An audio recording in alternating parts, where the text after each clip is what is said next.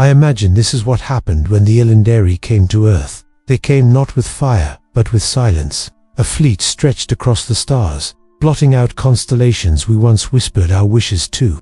Their message was simple: surrender or be erased. But humanity, fragile, stubborn, dreaming, answered, not with weapons, nor with fear. We answered with a story. The sky above Earth was never the same after the arrival of the Elyndari. They were vast, ancient, and unknowable. Their ships hung in orbit like monuments carved from the bones of dying stars, and their ultimatum thundered across every broadcast, every frequency: your time as custodians of this world is over. Yield your planet to us, and you may live. Resist, and you will be extinguished. Panic erupted in every city. Governments fractured. Religions broke apart.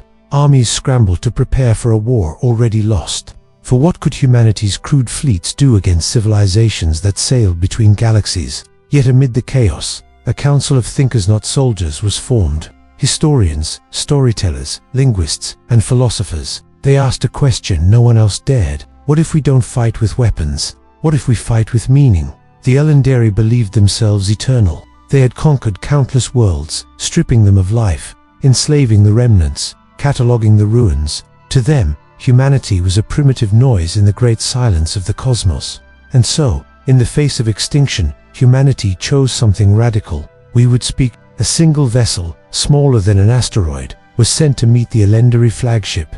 On board was no army, no weapons, only a crew of voices, a poet who could weave entire worlds from words, a historian carrying the scars of every human war, a musician whose songs had once brought nations to peace. They carried with them the chronicle of humanity, not a weapon, but a story. When they arrived, the Elyndari were amused.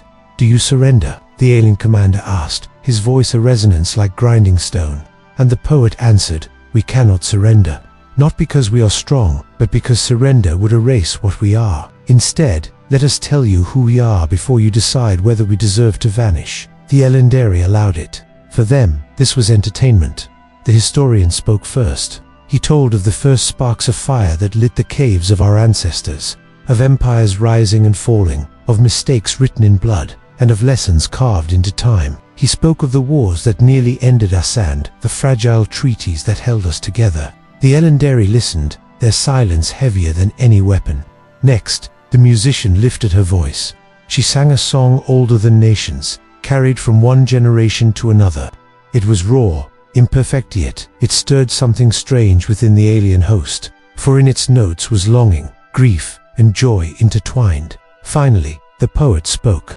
She wove a story not of kings or battles, but of ordinary lives. A mother holding her child beneath a ruined sky. A farmer planting seeds, though war consumed his land. A young girl, staring at the stars, believing she might touch them one day.